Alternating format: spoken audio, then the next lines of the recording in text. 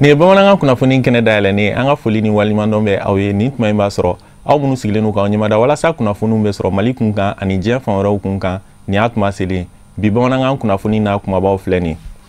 ANP musolakaw ye baroda kɛnɛ dɔ sigi sen kan ka bɛn septembre kalo tile 5 ma a tun bɛ tali kɛ fɛn mun kan o de ye musolakaw ka se u yɛrɛ kɔrɔ o baara in na ANP jɔyɔrɔ ye mun ye o la o kɔfɛ diɲɛ fan wɛrɛ kibaruyaw kɔnɔ a bɛna ye k'a fɔ chrétienw ka ɲɛmaaba Pape François a bɛ taamala farafina jamana dɔw kɔnɔ mun daminɛna Mozambique jamana kɔnɔ ninnu de ye bamanankan kunnafoni na kumabaw ye an bɛna mun walawala aw ye sɔɔni kɔnɔ.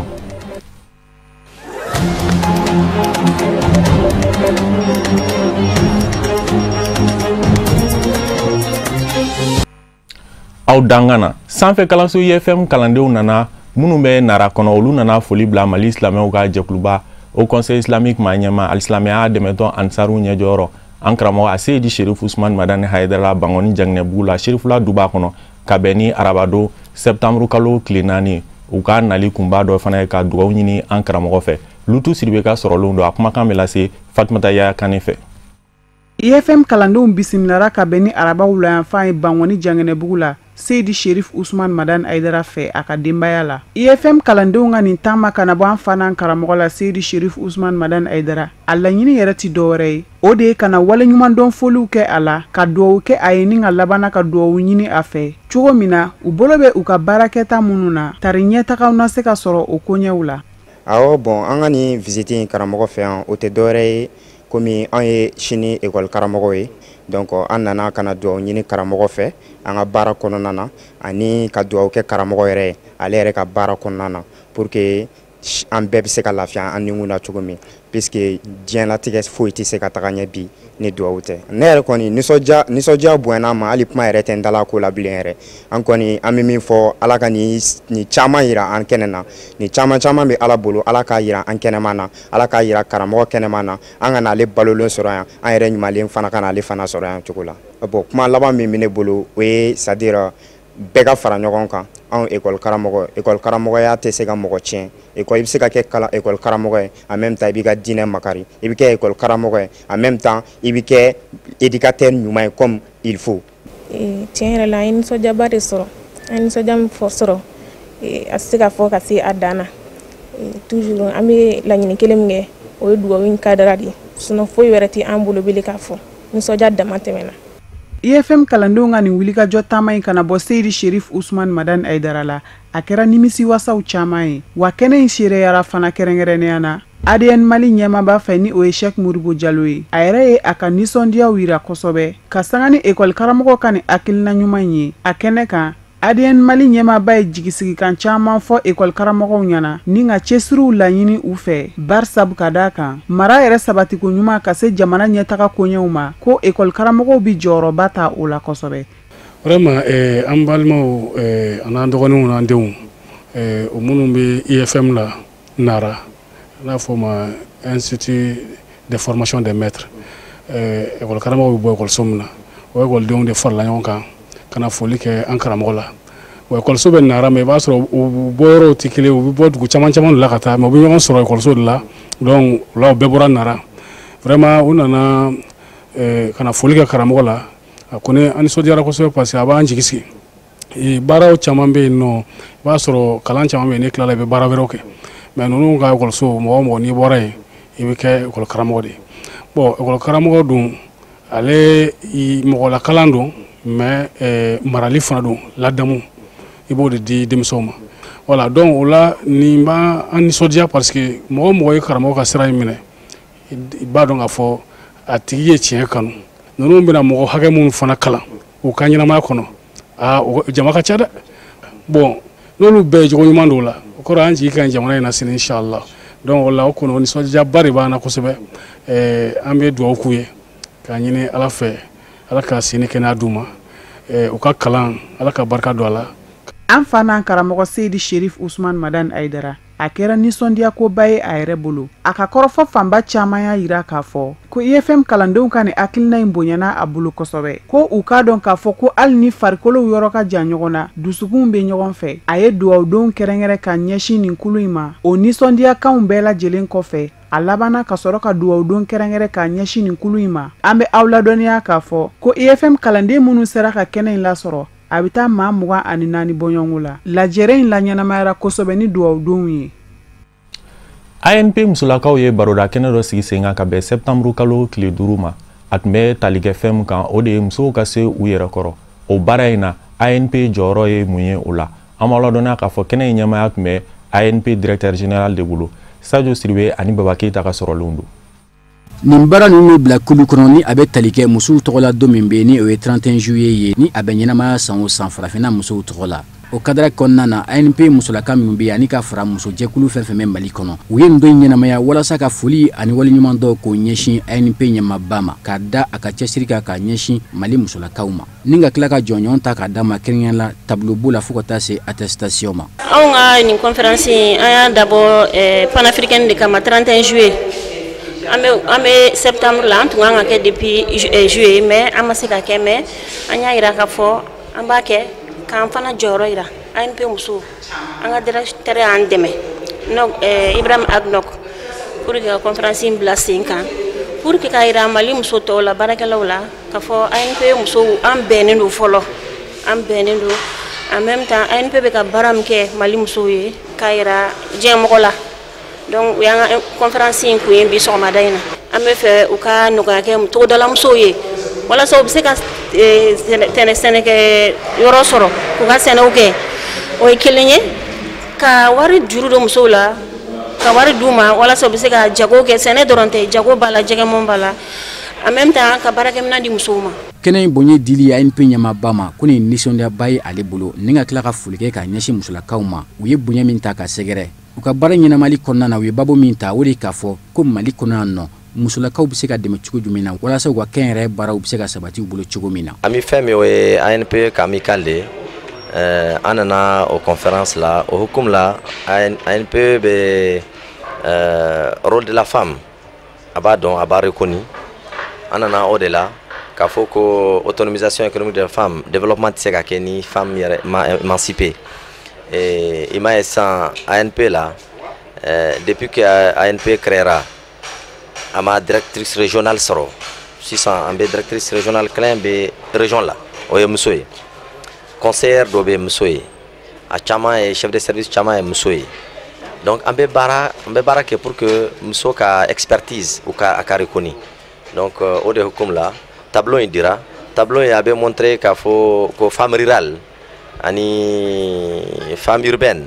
u bɛ se ka développement ka contribuer développement la. An b'o hakili jigi k'a fɔ ANP k'a daminɛ san 2010 la ka na bila bi la a ye muso jɛkulu 80 ni dɛmɛ walasa ka se k'u dɛmɛ u ka projet baaraw la cogo min na ni o bɛ tali kɛ safunɛ dilanw fo ka taa se jɛgɛmaraw o n'a ɲɔgɔnna caman. ANP ɲɛmaaba kɛla k'a jira kɛnɛ kan k'a fɔ k'a b'a seko n'a damayira bɛɛ kɛ walasa musow dɛmɛli bɛ se ka kɛ cogo min na u ka kɛnyɛrɛ baaraw bɛ se ka sabati u bolo cogo min na. ANP de y'an invité bi parce que u ye safunɛ dilan u y'an ka musow dege safunɛ dilan na safunɛ dilan min fɛnɛ don vraiment manamana safunɛ dilan tɛ parce que eau de javel b'a la safunɛ industriel b'a la gabakurunin a gamu ka ɲi fo ka tɛmɛ gabakurunin b'a la safunɛji b'a la donc vraiment an bɛ ANP fo a ka nin waleya in na musow Mali musow kama diɲɛ don o don wallahi non ne yɛrɛ kɔni kuma tɛ nin na ANP ye ne ka muso 20 min formé n b'a fɔ aw ɲɛna bi o muso 20 in o fɛnɛ filɛ nin ye o b'a muso 95 de formé la sisan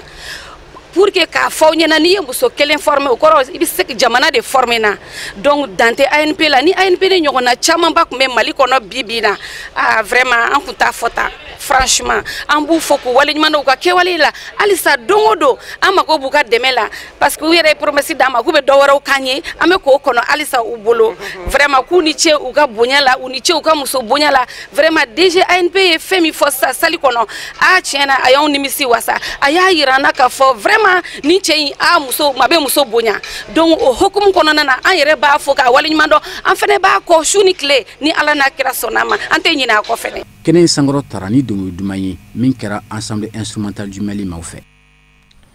Kɛnɛ dɔ dayɛlɛna fangayini jɛkulu ADP Maliba musolakaw fɛ ka bɛn ni arabado septembre kalo tile 4 ye a sigikun de walasa u kelen n'u ka baara minnu boloda san nataw la k'olu dayira ɲɔgɔn na. An b'a ladɔnniya k'a fɔ kɛnɛ in tun denbayalen don ni fangayini jɛkulu maa ɲɛmaw ye. A kɛnɛ kan Cherifla jabaranso tɔgɔ la Alihamidu Badini ani Seydou Ɲare tun bɛ yen nɔ. Fangayinitɔn ADP Maliba musolakaw ka bɔ jamana fan bɛɛ olu na tali kɛ ni tile kelen ɲɔgɔn dalajɛ la mun na laɲini tɛ dɔwɛrɛ ye. Tɔn in musolakaw ka sariya gafe n'o ye règlement intérieur ye k'o sɛbɛntiya ni k'u ka baarakɛtaw boloda n'o bɛ wele ko programme d'activité semestrielle. Wa tɔndenya karti ɲɛfɔli jɔnjɔn na kɛ o fana kan. An bɛna baara min kɛ an ye sɛbɛn dɔw de labɛn. Sɛbɛn ninnu ye projets de ye. A dun kan ka boli Mali muso bɛɛ de kan. Donc n'a ma ɲɛ k'a bɛ valider Mali muso bɛɛ kuma kan ka sɔrɔ a kɔnɔ. A ka kan consensus ka sɔrɔ a kɔnɔ. An ka jɛ ka hakilinaw fara ɲɔgɔn kan ka document ɲuman bɔ min bɛna an servir pour que an ka se ka baara ɲuman kɛ. 2023 inchallah an bɛ fanga mara. Pour que an ka fanga mara o ka sɔrɔ an bɛ an ka sariyaw dɔn. Sariya ninnu dɔnni bɛ kɛ jumɛn? An yɛrɛ kan ka règlement intérieur dɔn. Jamana tɛ se ka mara ni sariya tɛ. Bon an yɛrɛ kan ka an yɛrɛ ka sariyaw dɔn yani an ka se jamana marali ma. Ni tile kelensigi baara na kɛ sabu ɲuman ye ka farafansiya nati ADP Maliba musolakaw ka laɲini n'u ka baara kɛcogow kan. Ni kɛnɛ in denfajala tun bɛ maa min bolo o de ye ADP Maliba président national ye n'ale y'a ɲini musow fɛ u k'u cɛsiri ni baara in na yaasa ka bɔ ni fɛɛrɛ kuraw ye mun bɛ fangayinitɔn in ka yiriwa ko fɔ. An y'a fɔ musow ye gafe mun dir'u ma u ka lajɛ kosɛbɛ ka ɲa. U ka hakilata fo a kan pour que gafe ni n'u tilala a bɛ kɛ bɛɛ de ka gafe ye. O tumana u b'a waleya san duuru mun bɛ nale a bɛ kɛ u ka gafe ye u bɛ baara kɛ o de kan u bɛ comité sigi o de kan u bɛ sous-section sigi o de kan u bɛ section sigi o de kan ani ka baara waleya kalo saba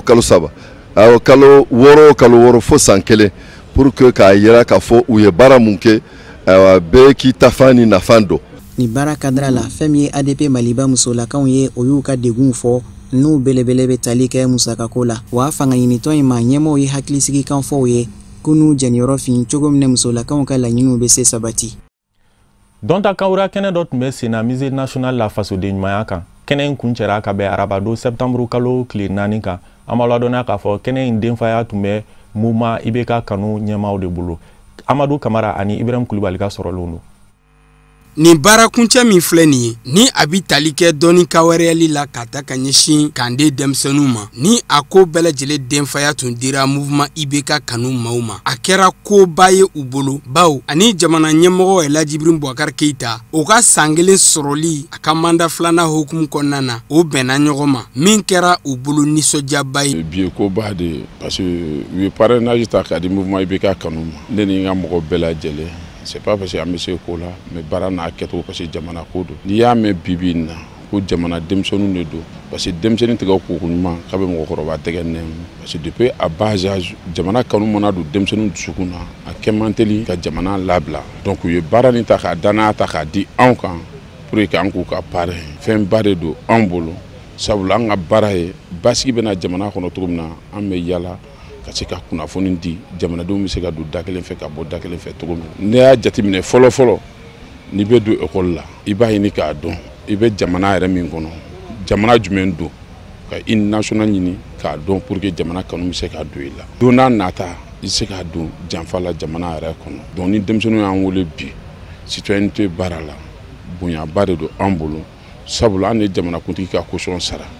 bi y'a san kelen bi y'a ka anniversaire n'o bɛnna bi fɛnɛ ma fɛn ba de bɔ parce que événement nin tenitigiw don de don n'i y'a ye bi an bɛ yala an b'an da ka sunɔgɔ ala ni olu sababu olu denw bɛ fɛn o fɛn na bi an se ye fɛn min ye an kan k'olu dɛmɛ o baara la o de y'an se yan wulada min na. Nin dɔɔni ka wɛrɛyali in n'a ɲɛsinna kande denmisɛnninnakaw ma a kun tun ti dɔwɛrɛ walasa u ka se ka jamana drapeau an ka fangabondaw jamana jɔsenberew ani jamana ladɔnnen don ni fɛnba minnu ye n'an b'u wele ko symbole u ka se ko olu dɔn ni a hakilina ɲuman bɔra école mobile pour la paix ani citoyenneté ka fara club des champions maaw kan. Denmisɛnninw ne ko nisɔndiyalen dɔrɔn bi parce que n ye mun ɲɛ ɲɛ la bi yan a ka dɔgɔn Mali yɔrɔ wɛrɛw la an ka ni ɲɔgɔn wɛrɛ ye denmisɛn wɛrɛw bɛ jamana in kɔnɔ minnu ne aw bɛ sisanga la minnu fana mako bɛ ni ɲɔgɔn na mais u ma sɔrɔ mais an ka dɔn k'a fɔ aw bɛ ka mun sɔrɔ nin ye ko formation lakalani nin ye koba de ye ne b'a ɲina aw fɛ mouvement IBK kanu tɔgɔ la ni formation yi a ka ta ba la a ka minɛ n'aw bolo fila ye wa a ka formateur ni k'a fo ni k'a waleɲuman dɔn an bɛ kɛnɛ min ka bi n'a fɔra k'an ka kuma bɛn ani kelenya kan n'o ye dialogue min n'a bɛ sen na sigikafoba min bɛ sen na an ka jamana kɔnɔna la n'a fɔra ko an ka kuma kan an bɛ dakuruɲa damadamani de fo a kan o dakuruɲa damadamani ye mun ye aw yɛrɛ bɔra ka misaliya dɔ di an ma sisan kɛnɛ in kan misaliya ye mun ye aw kumana bɛn kan aw ko k'aw tɛ kɛlɛ fɛ aw ko k'aw tɛ tɔɔrɔ fɛ aw ko saya min bɛ ka kɛ jamana kɔnɔ aw t'o fɛ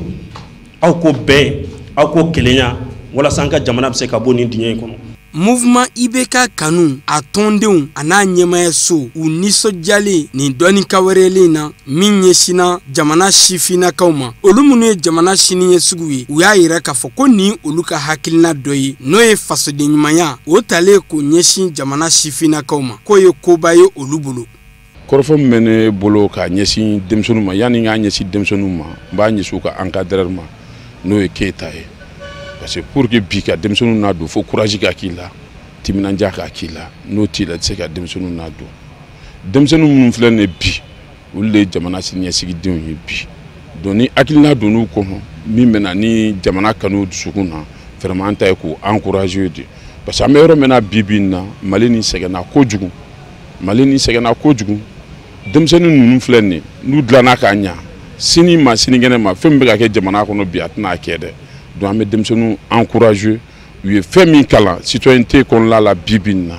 a ka k'u ma fɛn min b'u nafa sini fɛn min bɛ jamanaw nafa donc ne bɛ se ka o de fɛnɛ fɔ quoi. Ka aw hakili jigin k'a fɔ ko mouvement IBK kanu nin t'a siɲɛ gale ye a ka nin koba ɲɔgɔnnaw kɛ jamana in kɔnɔ wa a kɛlen bɛ k'i bolo maana bɔ jɛrɛjɛkulu wɛrɛw ma musow ni denmisɛnninw ani regroupement wɛrɛw minnu n'u ka hakilinataw ye kelen ye yasa u ka se k'u tɛgɛ di ɲɔgɔn ma ka hakilinataw kɛ kelen ye ka don da kelen fɛ ka bɔ da kelen fɛ min bɛ jamana o jɔli kofɔ o ni jamana ɲɛmɔgɔ Elhaji Ibrahim Boubacar Keita a n'a ka gouvernement olu dɛmɛ ni jalatigɛli baaraw ye.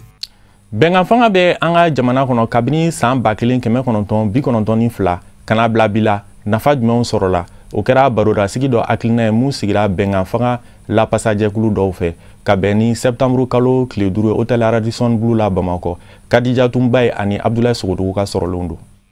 Walasa ka bɛnkan fanga kɔrɔ don tɔn min bɛ wele ko association des jeunes pour la citoyenneté active et la démocratie ka fara bɛnkan fanga lafasa tɔn caman kan u ye sigiba dɔ kɛ sigi min senfɛ bɛnkan fanga waleli an ka jamana kɔnɔ nafa minnu sɔrɔla la degun minnu sɔrɔla la k'olu bɛɛ lajɛlen ɲɛdɔn ka tila ka laɲini dɔw kɛ min bɛ se k'a to hali bi an ka bɛnkan fanga bɛ se ka kɔrɔ don. An ka sɔgɔmada in na ɲɔgɔnnajɛ kun ye min ye o de ye ka fara ɲɔgɔn kan ka kuma an ka démocratie kan n'an b'a fɔ o ma ko bɛɛjɛ fanga.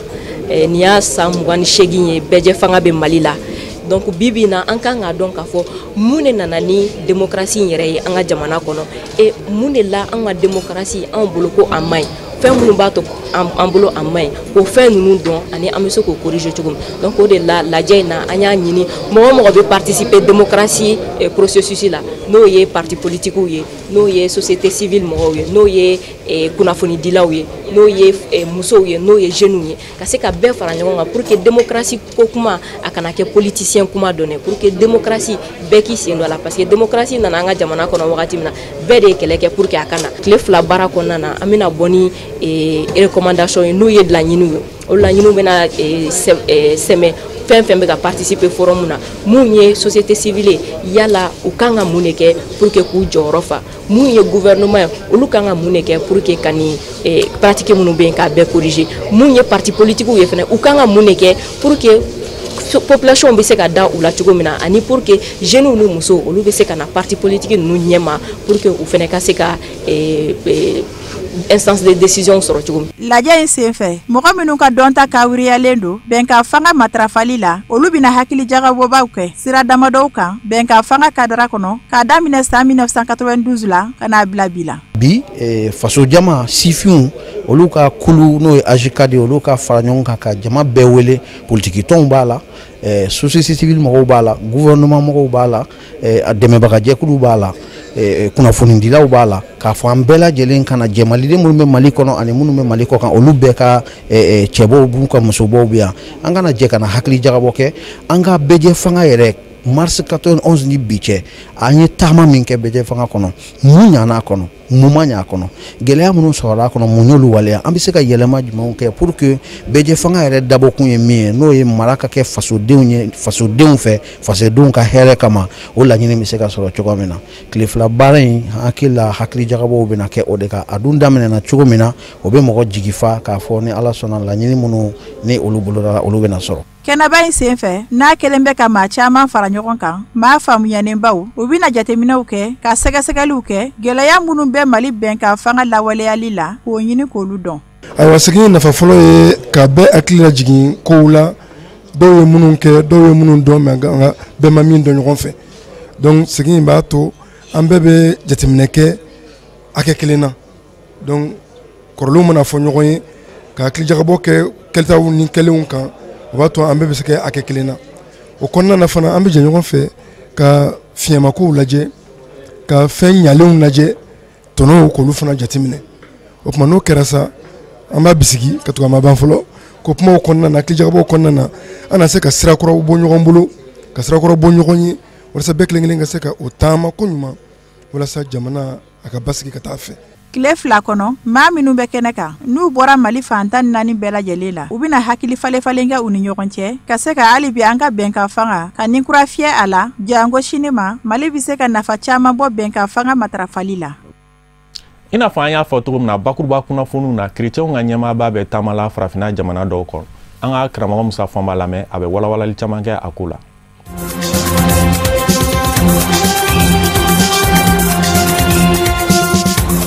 Konowari jamana kono Alassane Dramane Ouattara araba septembre kalo tile 4 a ye yɛlɛma don jamana ɲɛmayaso kɔnɔ gouvernement kura yɛlɛmaba ma kɛ a la nka minisiriso kura da yɛlɛla ka ɲɛsin jamana kɔnɔna lakanani ma yanni jamana kuntigisigi ka lata cɛ min bɛ kɛ san 2020 san wɛrɛ jamana ɲɛmayaso kura minisiri bɛ taa 41 na danfarababa ni kɔrɔlen cɛ kɔrɔlen kun ye 36 ye u ko minnu ma ko secrétaire d'état o ye 7 ye kɔrɔlen kun ye 5 ye dɔ farala maa kan général Vagondo Diomande ni ale kun ye Alassane Dramane Ouattara ka lakanaba kɛrɛnkɛrɛnnen u k'a ma ko chef d'état-major particulier du président ale de bɛ kɛ minisiriso kura minisiri ye minisiriso min ɲɛsinnen don sɔrɔko ni musaka kow ma maa kura nana ye o ye Adama Kulubali ye a bilara Adama Kone nɔ na Adama Kone kɛra minisiri ye jamana ɲɛmaa kɛrɛfɛ Mamadu Saganfoa Kulubali ni ale kun ye sɛnɛko minisiri ye n'a kun bɛ ɲini ka san dan sɔrɔ o la ko bɛna kwasi a jumani nana o nɔ la gouvernement kɔrɔ kɔnɔ ale ɲɛsinnen kun don Konowari kungo bolo n'u kɔnɔfɛnw lakanani ma.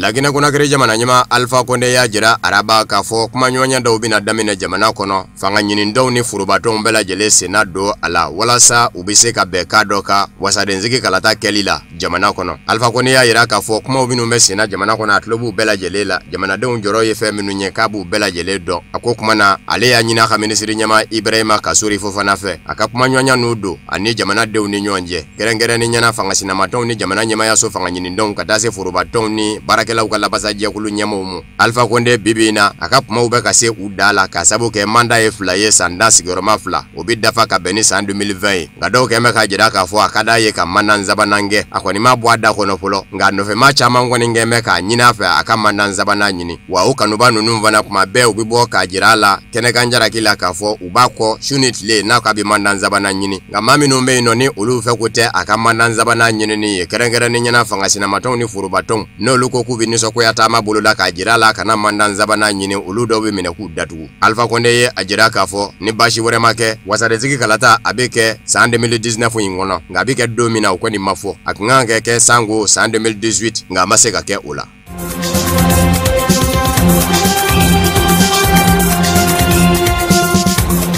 maa 40 ani maa 2 ɲɔgɔnna de bɔnɛna ani na ka sabu kɛ ji ka cɛni ye Niger jamana kɔnɔ. Saa ye nali daminɛ Niger kabini juin kalo, nga ji yɛrɛ ka kɛ dandɛmɛ ye o kɛra kwasada in na ka sabu kɛ babolo min bɛ tɛmɛ anw fɛ yan ka taa fɔ Niger ni o ye fleuve Niger ye. A ba bɛ ka sɛbɛkɔrɔ don wa ji bɛ ka yɛlɛ diɲɛ don o don. Tile o tile santimètre 10 ɲɔgɔnna de bɛ fara ji kan. Ɲɛselekɛna ni tɔnba Nations Unies bolofara min ɲɛsinnen don kɛnɛya kow ma Organisation mondiale de la santé o k'a b'a ɲini ɲɛselekɛna ni sedigi jamanabaw fɛ u k'u janto Niger jamana na ka sabu kɛ ji ma nato ka cɛnni kɛ nin jogo in na bana jugu dɔ de bɛ sin ka poyi ni o ye kolera ye kunfilanin du. Jamana ɲɛmaw ji ye cɛnni dun maa minnu kun u sera ka bila yɔrɔ sɔrɔ dɔw la. So 5000 ɲɔgɔnna de cɛnna ji fɛ. O so 5000 la maa 65 de kan kun bɛ ka bisimila minɛ u kɔnɔ. Ji jateminɛ jɛkulu min bɛ Nigerikaw fɛ yen n'o ye météo ye o y'a yira k'a fɔ maa kan k'i sigi ni ji ka dandɛmɛ ye hali bi Niger jamana kɔnɔ olu ka jateminɛw na. Sango ji ye cɛnni dɔ kɛ Niger. Cɛnni kunfɔlɔ daminɛna ni jabile de ye ka Niger to ja kɔnɔ. Ji sina kana kɛ dandɛmɛ ye ni ka cɛnni ba don Niger jamana kun. Hali balo ma se ka sɔrɔ ka labɔli kɛ ka sabu kɛ ji ka cɛnni yɛrɛ fɛnɛ kɛrɛfɛ Boko Haram bamaji jɛkulu fɛnɛ ka wuli ka jɔ bɛ kɛ fa dɔw fɛnɛ fɛ.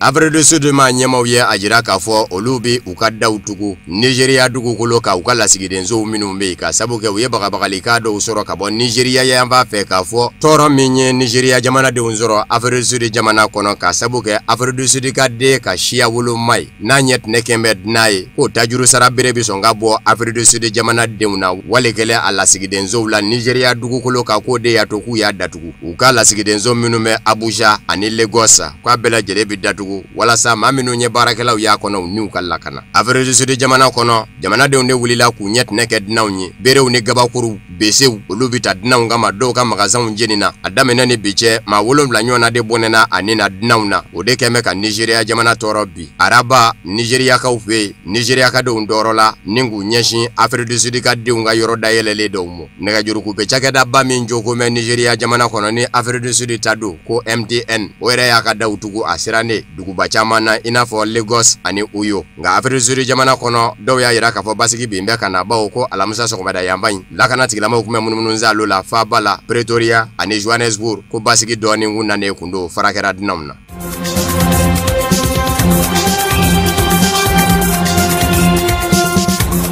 Camerounikaw fɛ fanga sinamatɔ ɲɛma Maurice Kamto min minɛ mɛ ka sabu kɛ nisɔngoya taama dɔ bolodara a n'a kanubaw fɛ ka jira k'a fɔ u ma jɛ ni jamana ɲɛma Paul Biya ka jamana ɲɛmaya sɔrɔli ye kalata senfɛ n'u minɛna k'u datugu a ka kiriw bi dayɛlɛ ka bɛn ni juma septembre kalo tile 6 ye jakiw minnu ɲɛsinnen don a ma ko a ye jamana bila farati danga la a kɛra faso jugu ye a murutira faso fɛnɛ mɔ o jaki ninnu ni minɛtura ka kɛ u mɔ bɛɛ a bi fa de ni u kama ko peine de mort hali ni y'a sɔrɔla ale jatigɛ cogo in dabila bɛ Cameroun jamana kɔnɔ. Maurice Kamto lapasaba doni o ye avocat ye Faransikaw ka lapasabaw ka jɛkulu n'o ye baro français ye o ma do wa kɛra ministre ye Paul Biya yɛrɛ bolo ministre min ɲɛsinnen kun do kiri ko mɔ a si bɛ san 60 ani san 5 la ani maa 100 ani maa 50 ɲɔgɔnna de minɛna janvier kalo laban daw la a kanubaw la nisɔngoya taama senfɛ ka jira k'a fɔ u ma jɛ ni Paul Biya ka jamana ɲɛmaya ye. Mars kalo tɛmɛnen Amérique jamana y'a yira k'a fɔ Maurice Kamto ko bɛ cogo min na Cameroun jamana kɔnɔ a ka bila o de ɲɔgɔnna tɛ bawo kun min kɛ maa minɛ kun ye k'o tɛ bɔli kɛ ka maa minɛ adamadenya hakɛ ka lapasa bɛnkan fanga taabolo y'o ye da ka di maa mɔ jamana kɔnɔ i ka kuma hali ni jamana ɲɛma tɛ hakilina kelen na ko bɛnkan fanga taabolo y'o ye. Nazarala tɔnba Union Européenne fɛnɛ y'a yira k'a fɔ ani minɛni man ka k'a ka bila jɛselɛgɛnna ni tɔnba Nations Unies kɔnɔ jɛkulu dɔ ɲɛsinnen don hakɛ ɲinini mɔ ka di maa mɔ andaraki bɛ maa min na olu fɛnɛ y'a yira k'a fɔ ani bilali ka kan.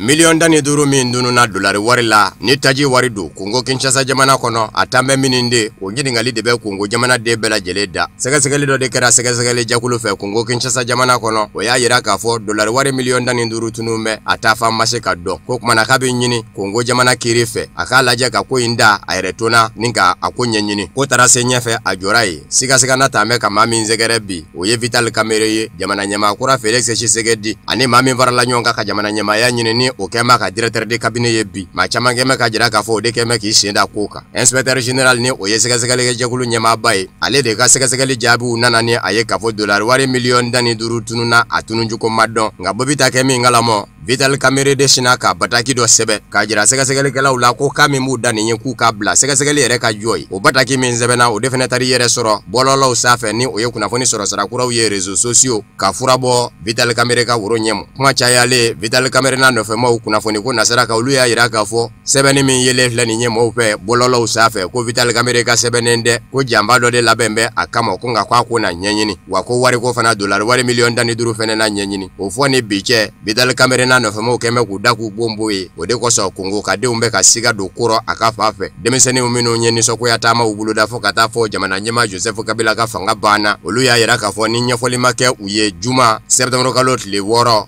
u bi bɔ ka nisɔngoya taama kɛ jamana fan 14 bɛɛ lajɛlen la.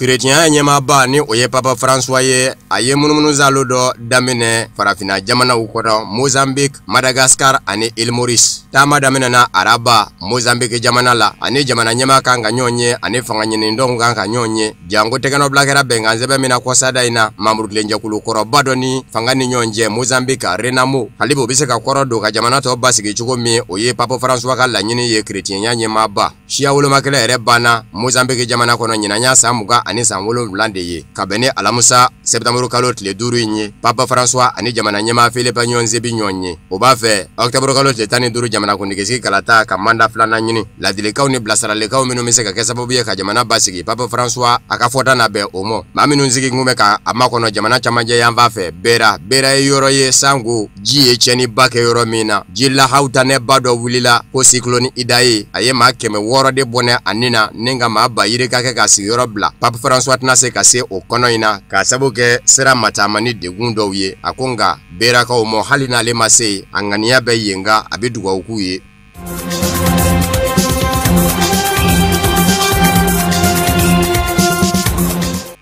O de bɛ dan sigi bi bamanankan kunnafoniw na mun sera ka fara ɲɔgɔn kan ka bɛn ni tuma ye ma kunnafoni di so ɲɛmaayaso fɛ ani ce aw ka lajɛli la aw k'an bɛn ni Ala sɔnna ma.